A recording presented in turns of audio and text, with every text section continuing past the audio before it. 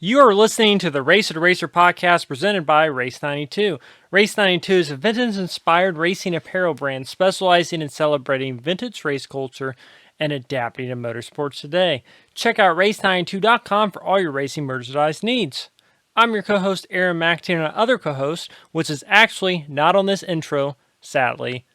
He's actually at Barber Lounge 459 right now getting his haircut. I'm joking. He's actually having technology issues. So I will actually be keeping this intro pretty short, but co-host, of course, is Mr. Scott Bowie, and like I said, he's not here to defend himself, so I can say whatever I like. But anyways, make sure you like, subscribe to our YouTube channel, as well on Apple Podcasts, Spotify, or anywhere else podcasts are found. We're most likely there. And once again, thanks for everyone who's been watching and listening. Thank you for everyone who's been going to our McGilvery's live show and McGilvery's Pub and Eatery in Speedway, Indiana.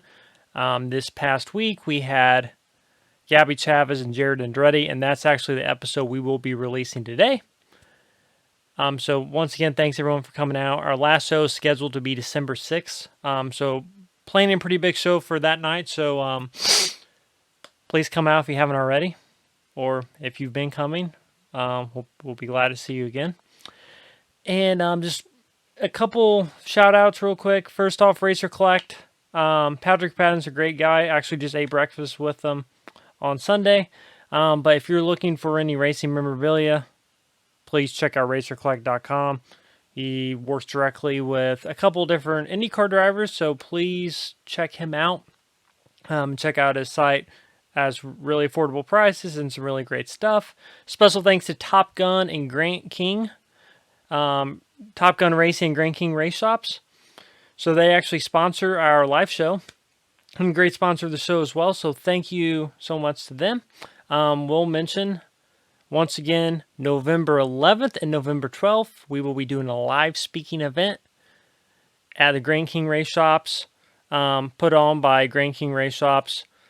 I believe I will also be a part of that. So we're involved with that in some capacity, but it's going to be a great event. Randy Lanier from Netflix documentary, Bat Sport E for Weed. Also, he was on Dale Jr.'s Download podcast.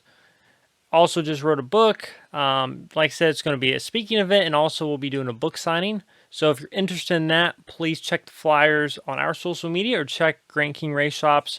And give Stephanie a call to buy your tickets and reserve your book. And lastly, even though Scott Bowie's not on the podcast, you can still rest assured that Scott Bowie is comfortable right now. Thanks to the Good Guys Heating and Cooling. It's getting a little cool out. It's getting a little cool out. So air conditioning, don't need to worry about that anymore. Need to worry about heat. But thanks to Good Guys Heating and Cooling, Scott Bowie is staying warm. And you too can stay warm like Scott Bowie if you contact Good Guys Heating and Cooling today. So our guest next week was a pretty cool interview. Ex-Formula One driver, as well as drove in the 2008 Indy 500, Enrique Bernoldi. Me and Scott had a great discussion with him. We will be releasing that interview next week. So please stay tuned for that. I think everyone will really enjoy that. Like I said, he got to drive in Formula One, I think for 2 seasons with the Arrows Formula One team. And drove in IndyCar in 2008 for Conquest Racing. So it's pretty cool talking to him. And he was one of those guys that ended up in IndyCar because of the merger. So it's really interesting, but he definitely thinks a lot of the Indy 500. And just a great guy to talk to. Really, really nice guy. Like I said, I think everyone will enjoy that. So just to get into some quick racing news before we get into this interview. Like I said, I won't talk too much since Scott's not here. He's usually the one doing all the talking. But got to give him a hard time since he's not here. But anyway, first off, Formula One Mexican Grand Prix. Pretty decent race. Max Verstappen gets his 14th victory of the season. Lewis Hamilton finishes second. Sergio Perez finishes third. And pretty good race. And then Martinsville NASCAR race, William Byron won, but no one's talking about that. Everyone's talking about 5th place.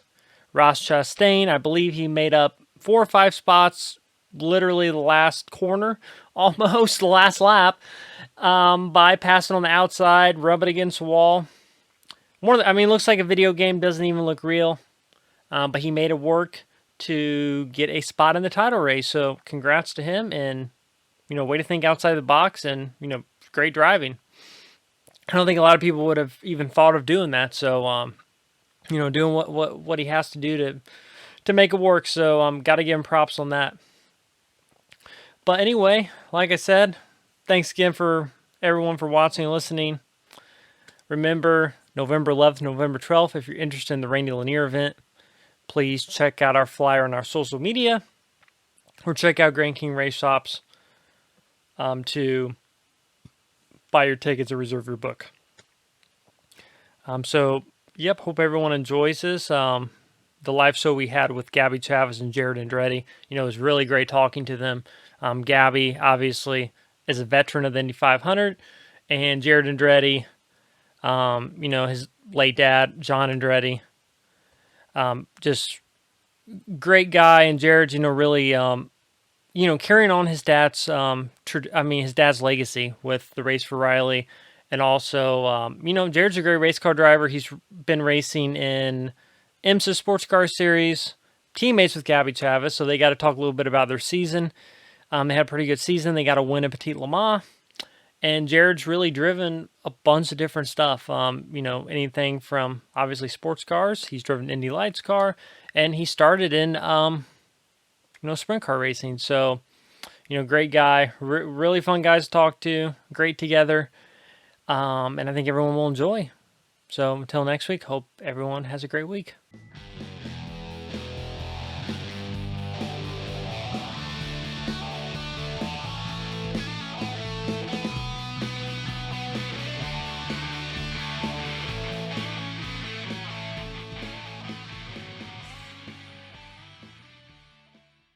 This is a Racer to Racer podcast. Much better, right? This is a Racer to Racer podcast presented by Race 92, live in McGilvery's Pub and Eatery. I'm your co-host, Aaron McTie. Other co-host you may have seen walking out of Barber Lounge 459 with a big old smile on his face. Or you may have seen him at a dirt track. He is the one and only Scott Bowie. Hey, everybody. Hey, my mute on? Is it mute on? Yeah. Okay. Hey, thanks for everybody coming out. We know the weather's pretty rainy, and so we appreciate it. Absolutely. So a few announcements before we get started. So we are the Racer Racer podcast. We're on YouTube and Apple Podcasts or Spotify. Anywhere podcasts can be found. If you haven't subscribed, please do so. Special thanks to Top Gun Racing and Grand King Race Shops for sponsoring this and putting it together.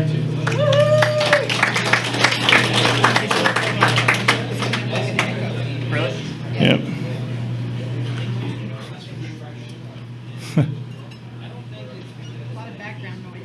Yeah, that's how it was earlier, too. Hey, is that better? Yeah. That's better. All right.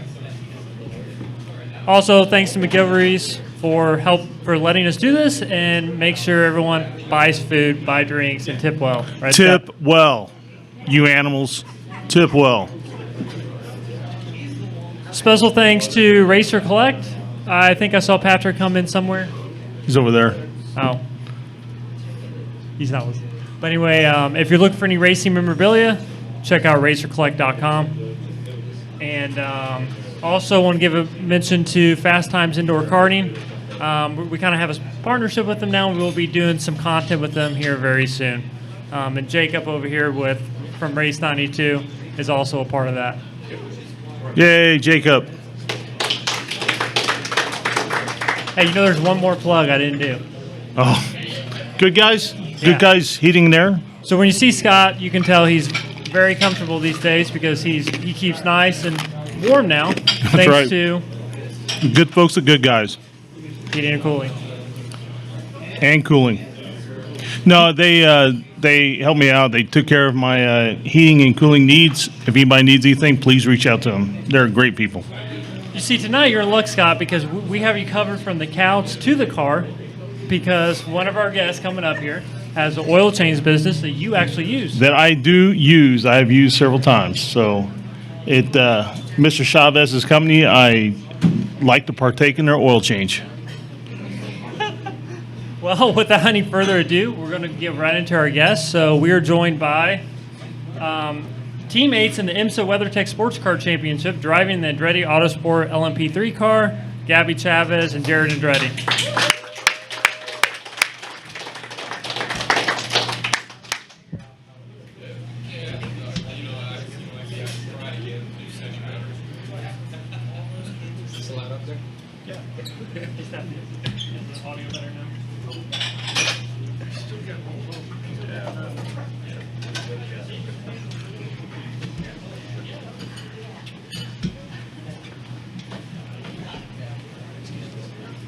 All right, well, thanks, guys, for coming on. We appreciate it.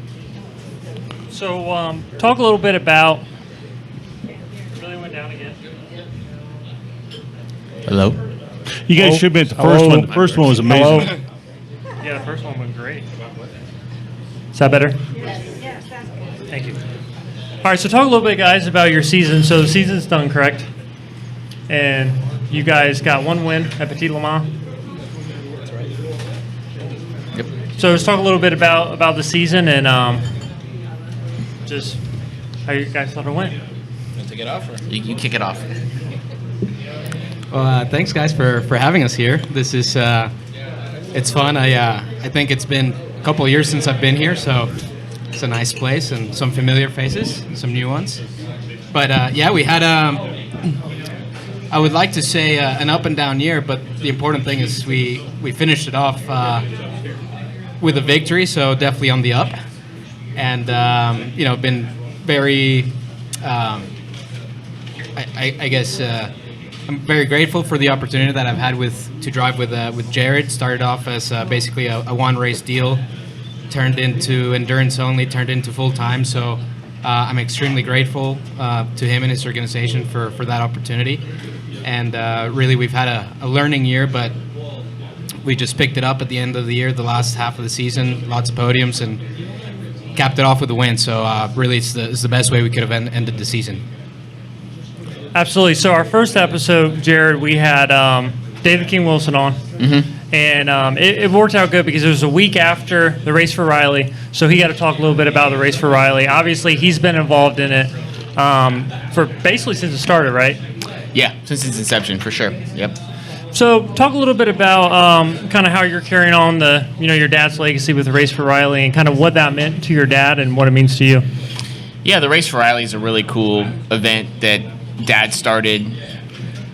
It's damn near as old as I am, to be honest with you. And it's just started off. Hey, let's go raise some money for Riley, and it was like $2 or $3 grand the first year, and then it grew and grew and grew, and just like anything else, you keep after it, and eventually people get tired of hearing you ask for money, and they give you some, and the next person gives you some, and pretty soon you've got the ball rolling, and you don't have to ask. They ask their friends, and they do it. So it grew, and it raised. I mean, it's been raising money for Riley. It raised over $5 million in total.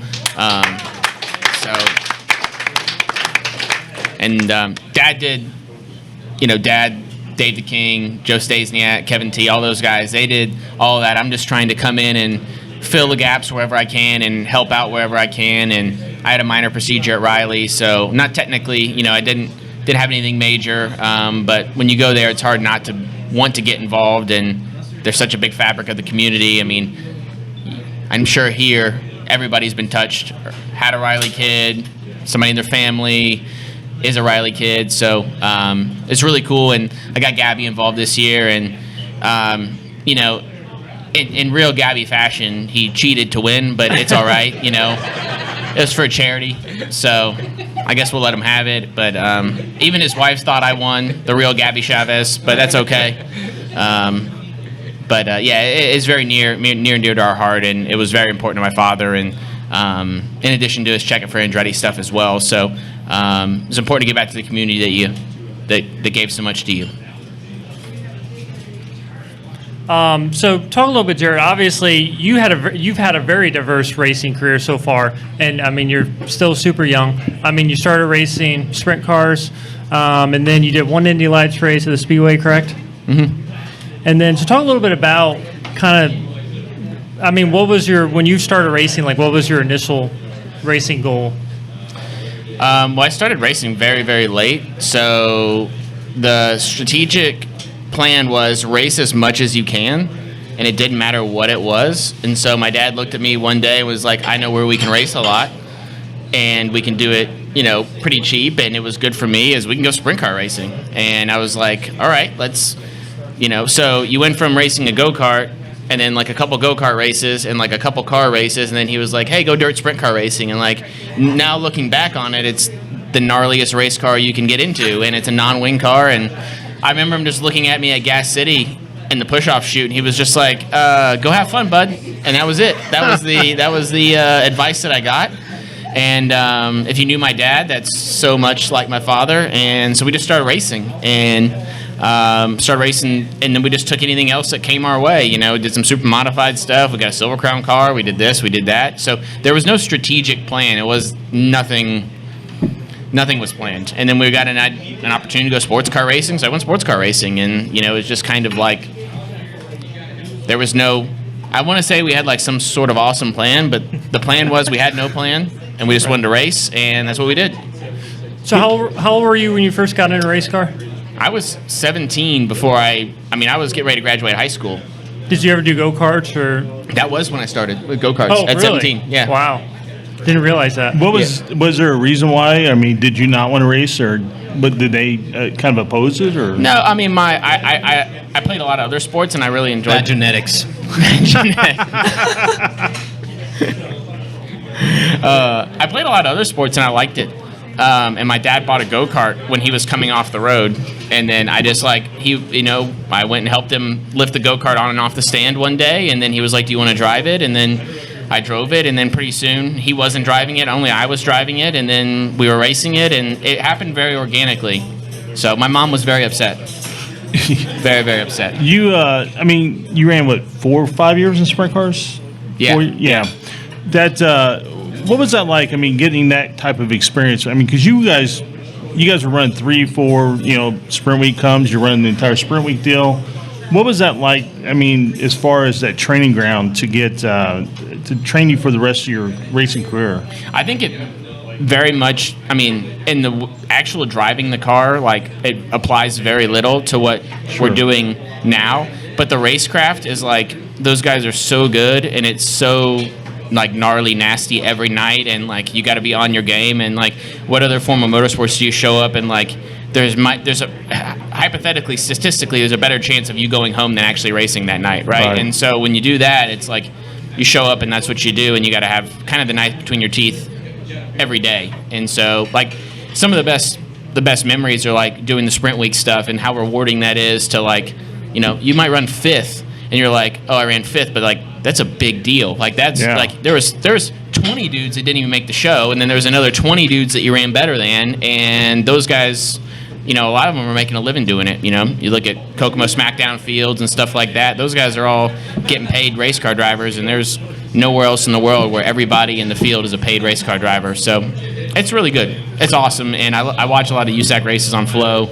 Like, you can't beat the racing, honestly. I was actually thinking on the way over here, I still got my sprint car. I was like, shit, I need to put that together and let Gabby go out and run like just some laps in it or something like that. So he knows what I'm talking about. That's you know what I mean? Like, so I like that idea. So I got it together. I just need to put a body on it, and he could fit in my seat.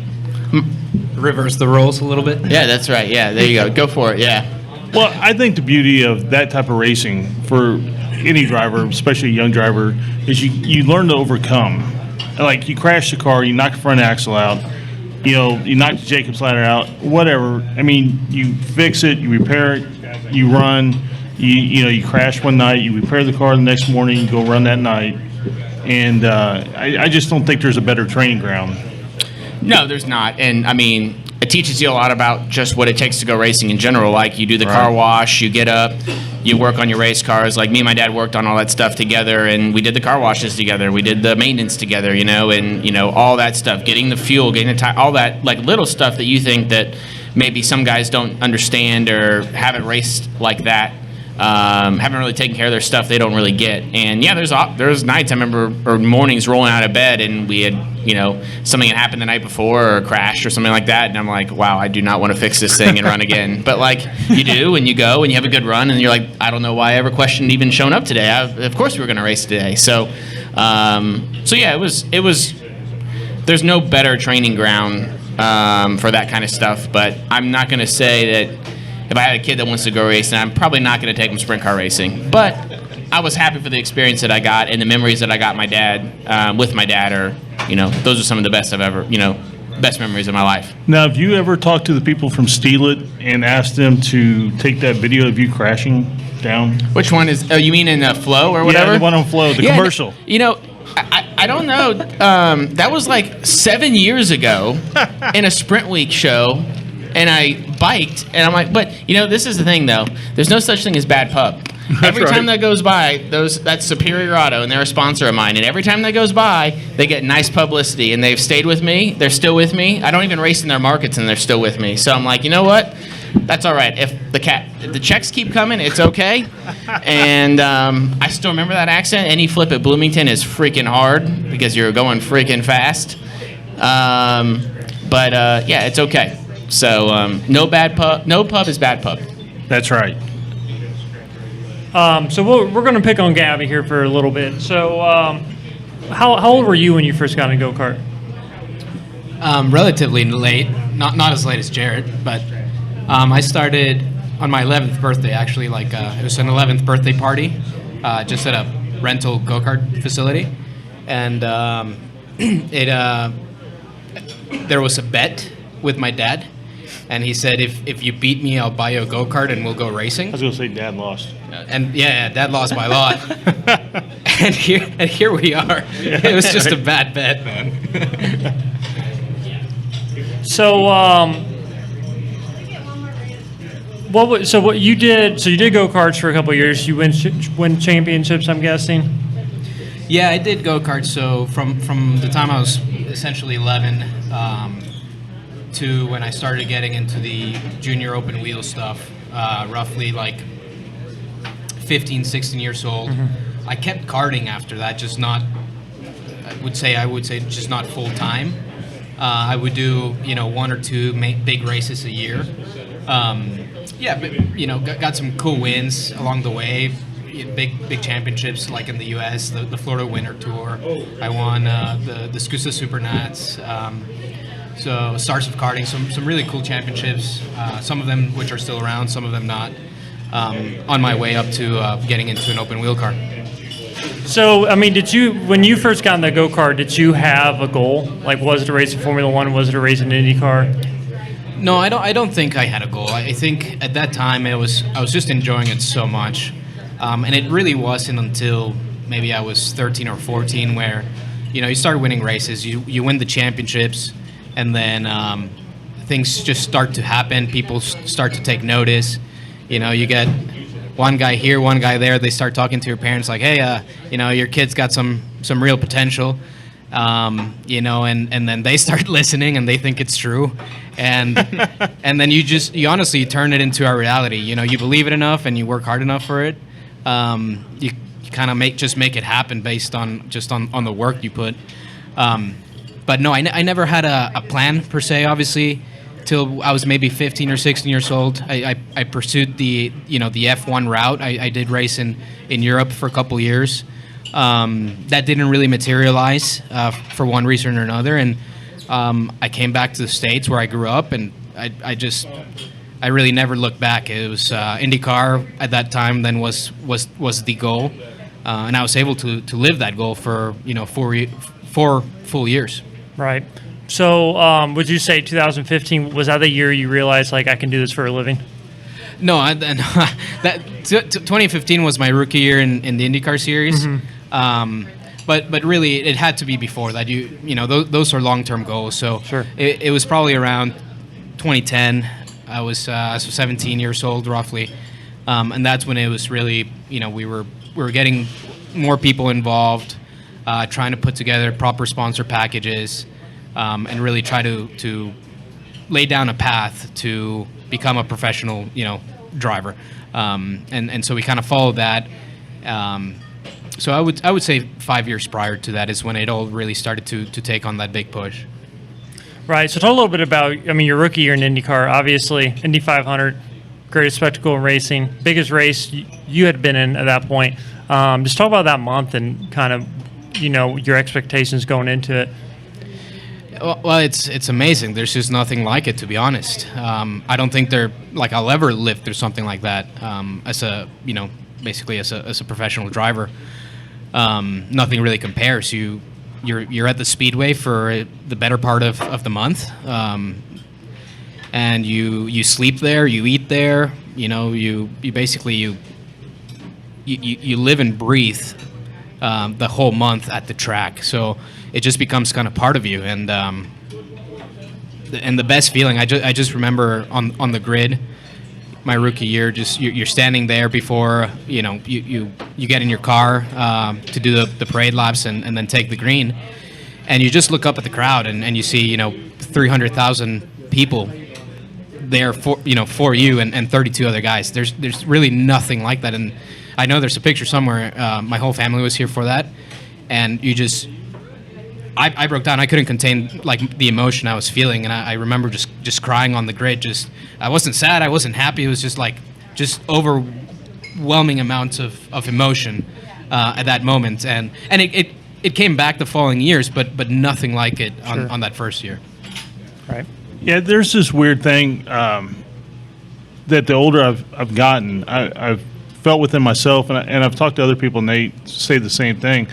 That when you're around something that's so much bigger than you, the amount of appreciation you have for it is almost overwhelming with that type of emotion. Like you just, it's just you take something like that in because it's just so big. It's almost unfathomable that many people have come out in that one day to see this one thing that you love so much as well. And I find it it amazes me more every year. Yeah, I couldn't agree more. It's not only on that day, the 300,000 plus people showing up live, the people watching on TV, but really you have to consider is the whole history behind it, right? The 100 and some years prior to that.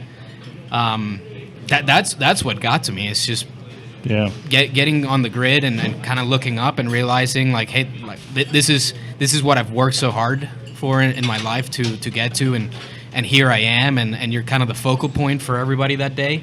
That just, like I said, it wasn't like a happiness or an excitement or a nervousness or sadness. It was none of that. It was just an overwhelming amount of emotion, just kind of that you just couldn't. I just couldn't contain it. But that's kind of what made it so special. It's just it just means so much. It's hard to describe, but especially that rookie season, and you go on about your career. I came back. I've done 4 of them, and on the 4th time, you kind of know what to expect, right? It doesn't mean any less. You're still there, to do your job and to go and try to win the race. But you're kind of prepared for it a little bit better. Now, the one thing that I always find interesting is when you see somebody win the race who hasn't been around the track, around the IndyCar racing, around the Speedway very much at all, and some just don't know how to appreciate it. But then you hear them talk years later, and they just talk about how much more that appreciation, once they've been able to live it and see it and see what it all really means, their appreciation for it is so much greater than they ever could imagine.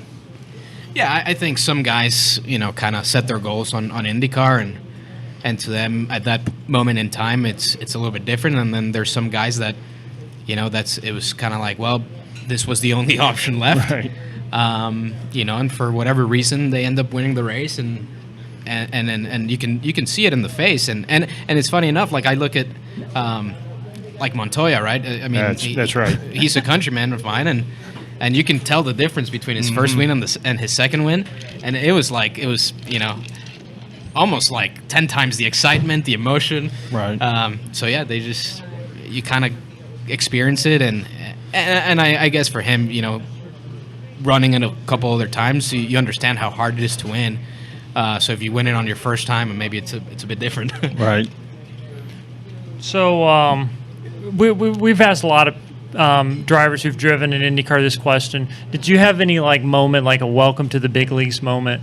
I mean, for like Jimmy Kai, for example, he said just driving down pit lane and seeing, like the pit boards of his heroes, Arie Luyendyk, Eddie Cheever, people like that. Like, did you ever have a moment like, I can't believe I'm actually racing in IndyCar? And maybe it was Indy 500, your rookie Indy 500.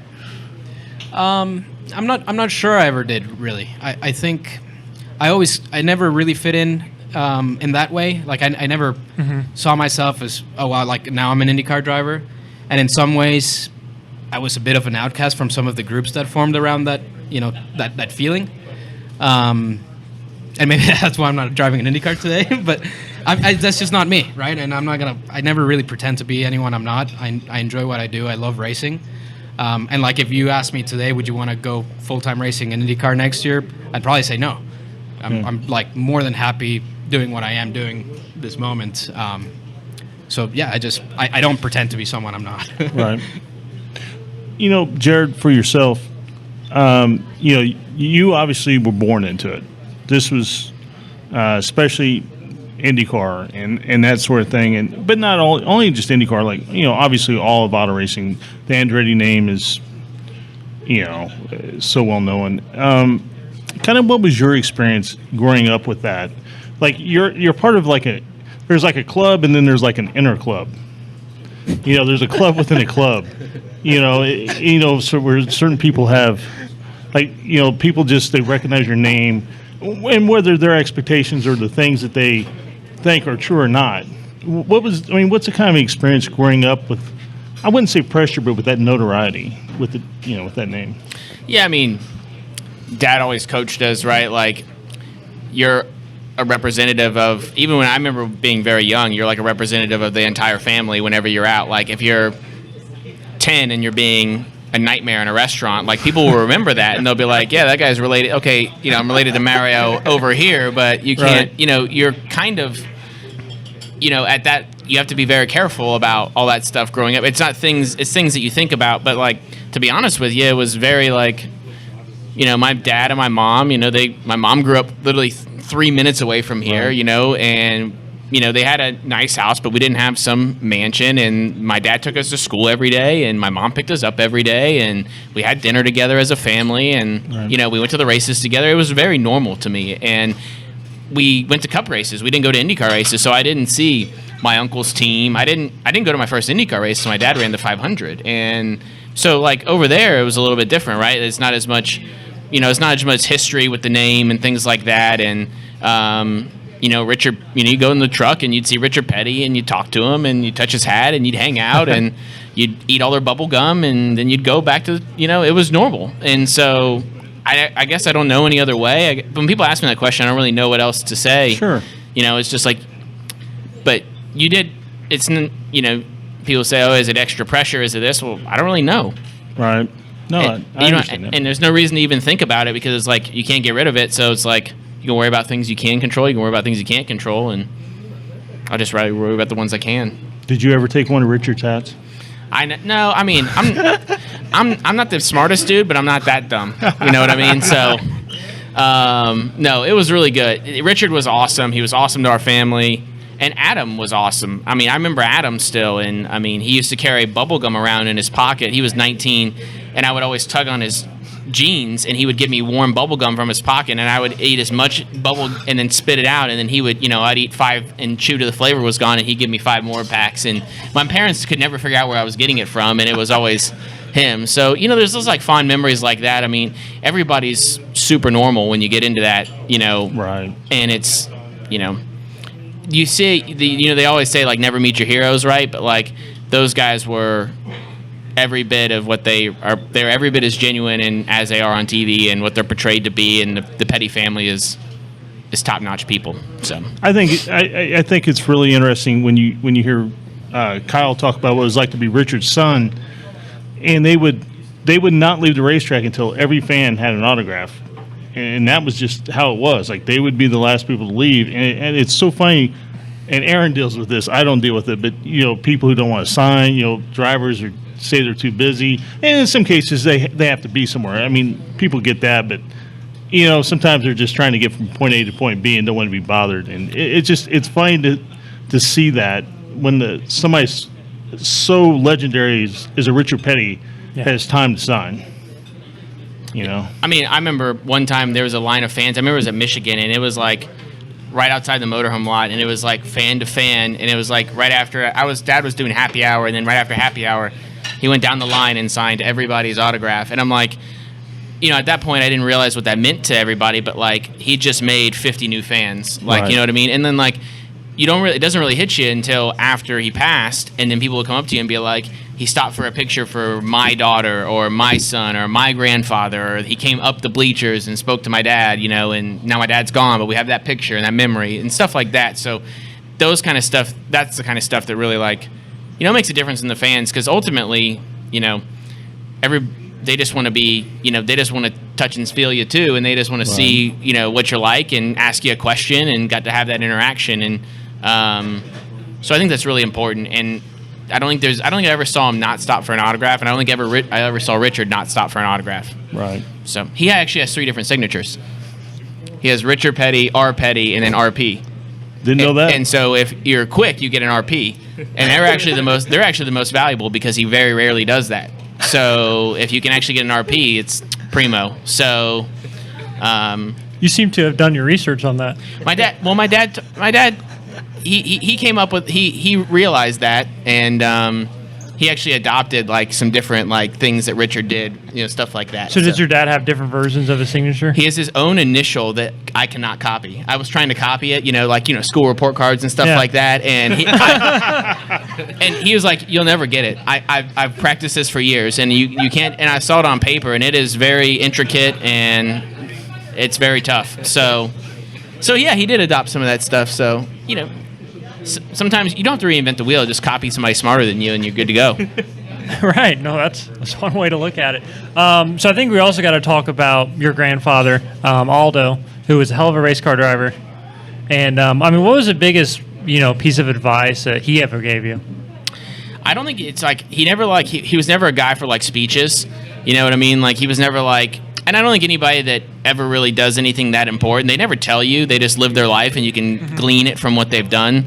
But like, that's a guy like he had every curveball thrown at him. Like he got rid of his last rights twice before he was 29. You know what I mean? Like it took him 3 times last rights to finally, for him to finally go. And like he did some, just got hurt in race cars and built businesses, and then had just things. Really bad luck, and things happened to him that more bad luck happened to one individual, him, but he never ever complained, never said anything negative about anybody. It was never like, oh, I didn't get that opportunity or I didn't do this. He was always just like, he always said, didn't matter how it looks this way, it matters how it looks this way, and it looks pretty damn good. That's always what he say. And so I think that's, you crash, you get hurt, you can always look back at that and be like, all right, well, like, he didn't quit or this didn't happen.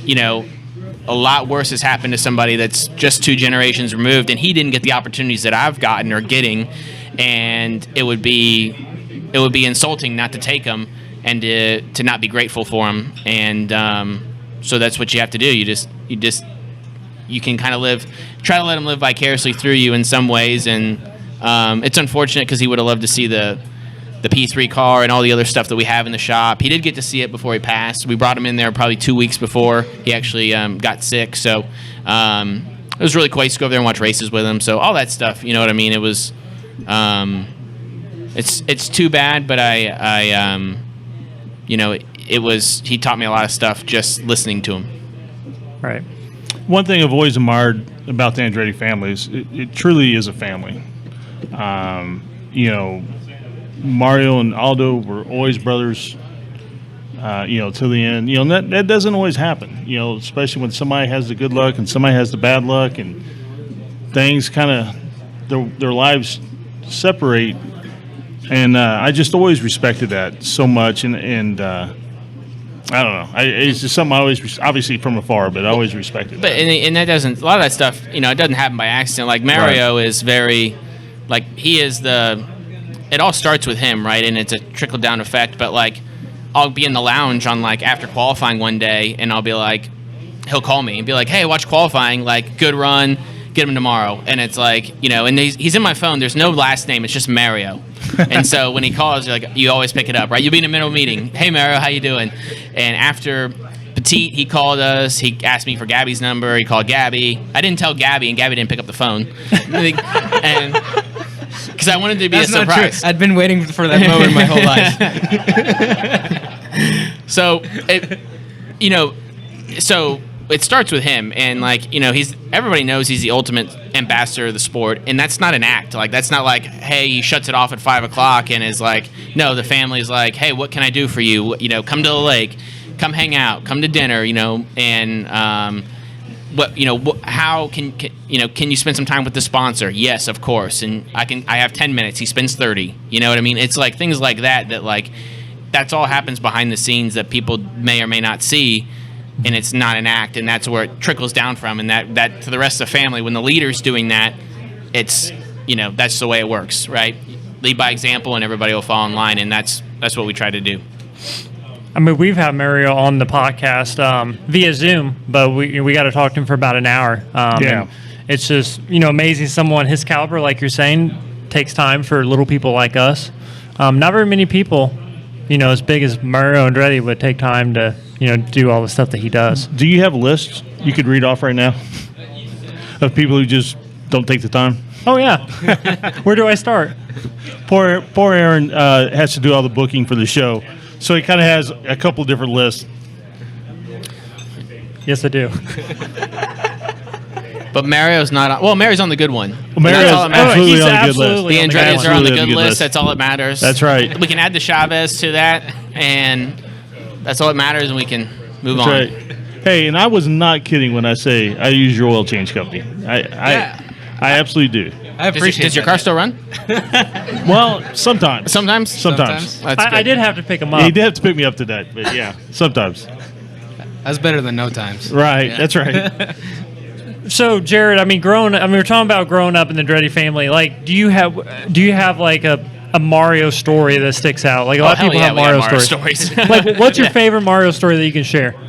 I think the best story is I went, I was, and it sounds ignorant on my part, but like, I didn't really know he was done racing, and I was 2, and I didn't really know how big and everything, and how big the family, and how I really didn't know. Mm-hmm. And I was like in 8th grade. Believe it or not, I was older, and I was just playing soccer and loved to play soccer. And Dad's like, "We're gonna go to the lake and hang out." And the lake he owns a lake with cabins on it, and he's got like the coolest toys you've ever seen up there. So I just remember like one day, and Mario was really picky about his stuff. He put boats in and out. He just didn't park them and leave them. So he's got this like rat rod boat that's got like, I don't know, it's like two V8s or V6s hanging out the back, and it is loud. And I remember like, everybody's sleeping in. Me, I'm in, 15. I'm going to sleep till 11. No, I'm not. I wake up at 8 o'clock, and he's out on the lake running wide open on that thing. Wah, bah, bah, bah. It's going across the lake. And he's like, "Yeah, everybody wake up. It's, it's time to go to the lake." And so then he takes the boat out. A couple hours later, we're hanging out on the beach. He hops on. He's got a motorized surfboard. So he goes out there on the motorized surfboard and just runs around by himself. So he's so calm and peaceful on this surfboard. But 4 hours ago, he's running wide open on this, this rat rod boat. And so yeah, those are the cool stories. He goes out there on the wet bike, which is like a motorcycle, during lunch, and runs wide open around the lake because that's the only time you can do it because there's no waves, and just stuff like that. And he's 73 years old at this point, running like as hard as anybody. And he's got an ultralight he flies. Yes. There's all kinds of stuff. The ultralight, that's insane, by the way. The ultralight's insane. Yeah, he's got, Have you rode in that with him? I have not. It has 2 seats though, right? I think so. Yeah, no, I have not ridden in it. So the first lake experience was enough. I did the boat, I did the jet ski, I did the wet bike. What happens on the wet bike is when you get up on there, it's very hard to ride when there's waves around. Mm-hmm. So the moment they fall, they're watching from the shore, which you're gonna fall. They fall, and then they get on the jet skis and ride the waves around you, so you can't get up. So you're just, and you're just like, "Yeah, get up, Jarett. Get up, Jarett. Should be no problem." So just to tell you what kind of family, So that's but you get in on the next one. Hey Olivia, get on the wet bike and go out there and ride it, and then you can do it. So, yeah, but those are some of the story, but like he's like so welcoming, with the lake and stuff. Like his tire guy from his Formula One days was out there with us. 30 or 40 years later, Mario's still, hey, here's dinner, come ride the toys. Whenever you want to go back and do your other thing, go ahead, and that's just the kind of guy he is. Yeah, when we had him on, he's like 82 now? I think 82. He said that he's not giving up anything. He's doing everything he did 20 or 30 years ago, which is just great. I got to ride in the two-seater with them the day after the 500, which was a great experience and just crazy. I mean, how fast. And you drive the two-seater still, right, Gabby? Yeah, I sure do. With Mario, that pretty much all the race weekends, IndyCar race weekends, and just kind of to touch up on Jared's point, you would think that he's out there trying to just absolutely destroy every other two-seater driver. Yeah. Is it true that his car has more horsepower? Yes, but he'll never admit it. I know for a fact. I've seen the dyno numbers. That's not true. He has less horsepower than Gabby. I know for a fact. As an Andretti representative, this man is false in his statements. No, it's honestly the part of kind of like my currently like post IndyCar stuff that I'm doing is still involved in the paddock, in the two-seater stuff with Mario. Like that's been some of the coolest memories and I guess things that I've lived through this last 2 or 3 seasons is just kind of working next to Mario, kind of on a race weekend, and watching how intense at 80 plus years old, how intense he is in a race car. He will get out of that two-seater, and he's thinking about what changes to make, who to fire on the pit crew, bringing in he'll get on the phone, and I remember this specifically like after. When was the first year of the Nashville? What was that? Was that last year? Yeah, it was last year, right? Yeah. We did the first outing on track, and the track was super green. And he just got on the phone right away, and he started talking to the Andretti Autosport engineers, and he's asking for like damper settings and wing settings and all this stuff. And I'm just like, Mario, it's a two-seater. Like, we're not racing. He's like, you're not racing. And that just stuck with me. Like, you're right. Yep. Yeah, that's Mario Andretti. It's really awesome to be able to, to kind of have that privilege to live that next to him on track. Absolutely. So this past year, obviously, you do the Andretti deal with sports cars. When so did you and Jarett know each other prior to past couple years, or? I met Gabby once at a Christmas party. Oh, yeah, that's right. I met him once, and I was so confused because his wife's name is Gabby as well. So he was like, this is Gabby. And I was like, well, no, you're Gabby. And he was like, no, my wife's name is Gabby as well. And I was like, oh, that's not confusing at all. And that was all. That's all I remember of Gabby. So, but that was it. And he showed up and do the test for us. That was it. Yeah. So when was the first time you drove a sports car, Jarett? It was a few years ago, right? 2015, 2016 at Daytona, or? I did a GT race back then. Okay. A long time ago, and then I had like 10 years in between. So, and then I did like some GT4 stuff, and then I did the prototype stuff. Started here a couple years ago, in the beginning of 21. So, okay. Yeah. So, and Gabby, you were, and if I'm wrong, I apologize, but you were part of the Delta Wing program, right? Yeah, that's right. Yeah. So what? I've heard Rossi talk about it because were you teammates with him? I was. Yeah. He's not too fond of it for some reason. Look, it was an interesting concept. I just don't think it was meant for a race track. Like some of the things that were super cool. The little facts that people don't know about just because it didn't really perform on the racetrack as it should. But this was a 300 horsepower car, lapping only like a second and a half slower than the 600 horsepower Daytona prototypes. Oh, wow. So that part, like, people don't know that, right? And talk about, miles per gallon out on a highway, right? Like really efficient gas cars will get maybe 30, 35 on a highway. Like this thing during safety car periods where we were rolling 70, 80 miles an hour, we're getting like 70 miles to the gallon. So the actual technology that they were trying to develop was actually really impressive. It was not meant for a racetrack, but I think the concept to then take it on a road car would have been very interesting to see because it would have been extremely efficient. And that program only lasted 1 or 2 years, right? No, I think it was more than that, but it went really? through a couple different like iterations. If you guys remember, it started as the Nissan Delta Wing, Right. and then it turned into the Panos Delta Wing. That's where I came in. I drove for them in, I want to say 2013 or 2014. So I did about 3 seasons with them, just the endurance racing. And I believe the last race of the car was either end of 2016 or end of 2017. So it was, and their first race might have been like 2012. So it had like 6 years of actual track time. Right. And you did the Race of Champions 1 year as well. You were selected for that, I believe. Yeah, that's right. I did it. I think that was January 2017 or Was 2018. was that the one in Miami or was It was Miami. Yeah. Okay. Yeah. I mean, what was that experience like? And I forget who raced back then, but like I think like Sebastian Vettel, people like some F1 guys, right? Oh yeah. Every year. I mean, and so that year I remember Vettel, Felipe Massa. As far as the F1 guys, there was a couple other ones. I don't remember all of them, but yeah, that was absolutely awesome. But like I said, I've never really fit into that kind of group, right?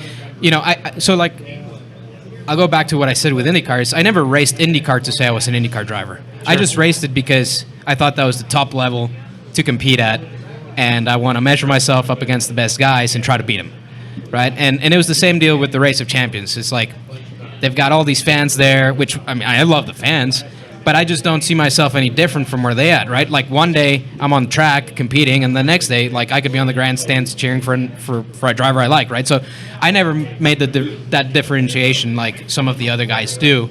So to me, it was just like, cool, there's Sebastian Vettel, like, so, so it just seems a little bit different. Sure. Always from my perspective. But as far as the event goes, absolutely amazing. I loved it. I loved that we had, like, in that year, I raced as part of the Colombian national team. And it was awesome because, in Miami, that's a pretty big place for South Americans. And, right. and Elio was there and TK was there. So we had an amazing crowd that was basically supporting 90% just us. So that was pretty awesome. Right, and to be picked to represent your country has definitely got to feel pretty special, I'm sure. Yeah, especially like there's some really good talent out there, especially at the time. A couple of guys that had or were active or had been active, in IndyCar, in European open wheel or sports car racing, and that all came down to really just to Montoya. He's the one who made the decision who is going to be his teammate that year. So that was obviously really special. Kind of, he's kind of the guy that everyone, the South American or at least specifically the Colombian drivers will, kind of gauge themselves up against. So, that was super special. That was awesome. Right. So we got to talk about the oil change business. We're kind of giving a hard time a little bit. First off, Jarett, have you ever had Gabby change your oil? No, so not yet. I don't feel like that's personally, I don't feel like that's the best use of his time. Changing, going and changing oils. He has showed up to debriefs late in his oil change truck. So, but we did get a new race car delivered to the shop a couple weeks ago, probably a month ago. And he was changing somebody's oil in the back, and I just thought it was hilarious. Like, he's down near the car changing the oil, and he's pulling his gloves off to get into the new race car and, moving the wheel around and stuff like that. I was just like, but that's, from my perspective, I like that. Like, that's cool to me. Yeah. You have somebody that, has worked on cars, worked on stuff, knows cars, understands cars, is working, because there's guys that are professional race car drivers, that's all they do, And then he'll show up and be like significantly quicker than him, and he'll be like, all right, I'm gonna go back to my oil change business and call me if you want me to drive. And then you're like, okay, all right, yeah, maybe you guys should be doing something different. Maybe you should be in the business. And anyway, that's neither here nor there. But that's cool to me, because ultimately, racing, unfortunately or fortunately, has become a big business, and you have to support the business to support the performance side. And so he understands maybe some of the stuff that we go through better than somebody that just wants to drive. And and he helps me find people, he helps me do other things, so there's more to that ties in. So I do lean on that as well, and we do talk about business stuff, which is cool. So because not a lot of other drivers, you can really have an in-depth conversation about what's happening on a day-to-day. If I need a QuickBooks transaction worked on, he can do that. So just random stuff like that. That's people didn't think about, but it's cool. It's cool to me. What year? Did you start that business, Gabby? The business started in 2019, but it was just kind of like a let's see what happens type of deal. And really, it wasn't until really like 2020, like early 2021, where it really started taking off. And so started hiring people and expanding, and and actually, like, I'll still go out and work every now and then. I probably still get in the truck once a week, but now most of my time is actually I can manage how I want. I can now work from home. I can manage my time and do the stuff we need to do to make the race car go fast. So I really enjoy that, because I kind of get to do everything. I get to choose how I do it. I have that freedom and that liberty. So I really enjoy that part of kind of being a business owner and a business owner operator as well.